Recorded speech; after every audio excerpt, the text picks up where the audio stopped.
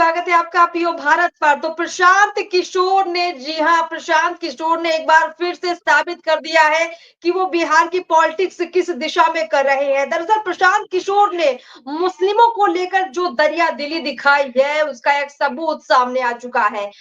जिस तरीके से केंद्र सरकार एक बिल लेकर आई थी वक्फ बोर्ड को लेकर, उसको लेकर प्रशांत किशोर काफी कुछ कह रहे हैं। क्या कह रहे हैं, पहले वो आपको सुनवाते हैं, फिर हम आपको बताएंगे कि इसके पीछे कारण क्या है। कि जिस कौम ने, आपके पुरखों ने अपने खून पसीने से इस देश की आजादी में, इस देश को बनाने में कुर्बानी दी, उसी देश के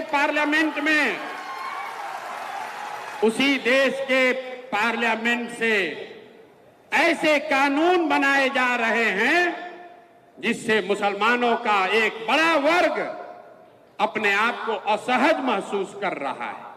उसी पार्लियामेंट से सीए एनआरसी का कानून बन गया, उसी पार्लियामेंट से वक्फ बोर्ड की नई कहानी लिखने की कोशिश की जा रही है। इसलिए यह मशवरे का वक्त है।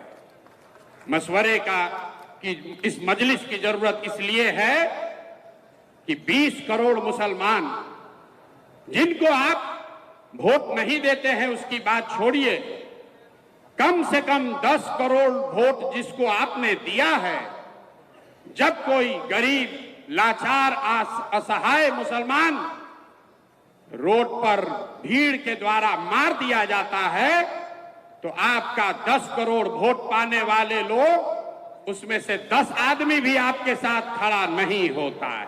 इसलिए मशवरे की जरूरत है, इसलिए ये आज मजलिस बुलाई गई है। हमारे साथ चर्चा में जुड़े हुए प्रदीप झा सर, अभी अभी हमने सुना कि पीके क्या बातें रख रहे हैं।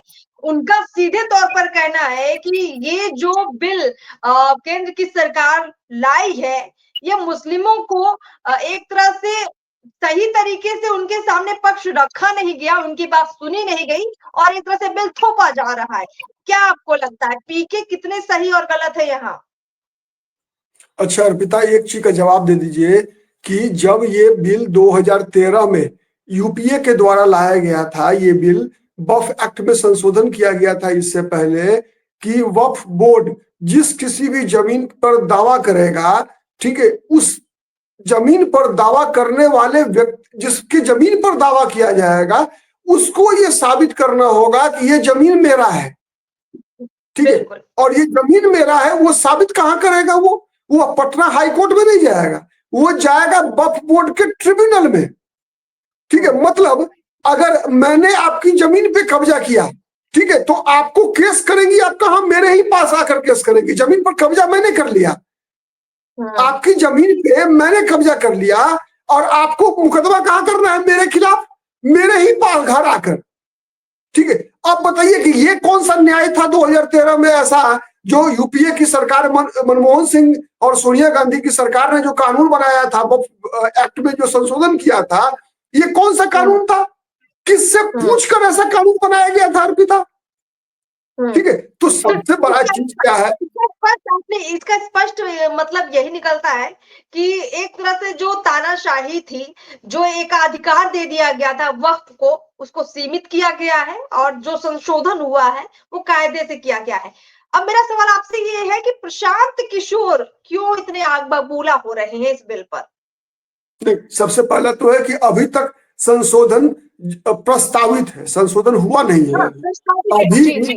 अभी जो जेपीसी की रिपोर्ट थी ना, वो जेपीसी ज्वाइंट पार्लियामेंट्री कमेटी जो होती है, उस कमेटी की रिपोर्ट अभी केवल टेबल किया गया है राज्यसभा में, ठीक है, और उस पर अभी बहस होनी है, उसके बाद वो ड्राफ्ट फाइनल होगा, ठीक है। अभी जो स्थिति है, सरकार ने ये कहा कि वक्फ एक्ट में जो कमियां हैं, उन कमियों को हम सुधारेंगे। वक्फ एक्ट में केवल ये मामला ही नहीं है कि वक्फ जिस जमीन पर हाथ रख देगा वो जमीन पर दावा उसका हो जाएगा और पीड़ित पक्ष को आरोप साबित करना पड़ेगा, ठीक है, ऐसा ही नहीं है केवल, बल्कि वक्फ बोर्ड के लोग जो है मुस्लिम समाज का भी शोषण कर रहे हैं, उस संपत्ति का बेजा इस्तेमाल कर रहे हैं, ठीक है। हजारों एकड़ जमीन वक्फ बोर्ड की ऐसे लोगों द्वारा कब्जा करके जो मुस्लिम समाज के अंदर ही है और उसका व्यक्तिगत उपयोग किया जा रहा है। आपको पता होगा आजम खान उत्तर प्रदेश में रामपुर के सांसद थे, उत्तर प्रदेश सरकार में मंत्री थे अर्पिता, और वक्फ की जमीन का किस प्रकार से उन्होंने बेजा इस्तेमाल किया, जिसके कारण उन पर मुकदमा भी चल रहा है। ठीक है, तो ये इतिहास में कई ऐसी घटनाएं हैं जहां पर कि मुस्लिम समाज के लोगों ने ही, वक्फ बोर्ड के पदाधिकारियों ने ही वक्फ की संपत्ति का व्यक्तिगत इस्तेमाल किया है। प्रदीप जी वो ठीक है, प्रदीप जी यहाँ पे मैं ये समझना चाह रही थी, वक्फ बोर्ड को लेकर जो संशोधन बिल लाई है मोदी सरकार, वो सही है या गलत है, ये एक पहलू आपने रख दिया है। अब मैं समझना पीके की राजनीति को चाह रही थी। बिहार में चूंकि चुनावी साल है, अब चाहे वो जदयू हो, उसका कुछ स्टैंड कभी अलग दिखता है, कभी कुछ दिखता है। चिराग पासवान भी इसमें दो तरह की बातें रखते हैं। लेकिन अगर प्रशांत किशोर को समझना चाहें, जिस तरीके से उन्होंने मोदी सरकार को घेरा है, वक्फ की जो उन्होंने एक तरह से तरफदारी की है, क्या राजनीति उनकी झलकती है इस तरह की बातें रखने से? क्या समझ में आता है इस चुनाव में वो क्या पैंतरा अपनाना चाहते हैं? मैं थोड़ा वो आपसे डिकोड कराना चाहती थी।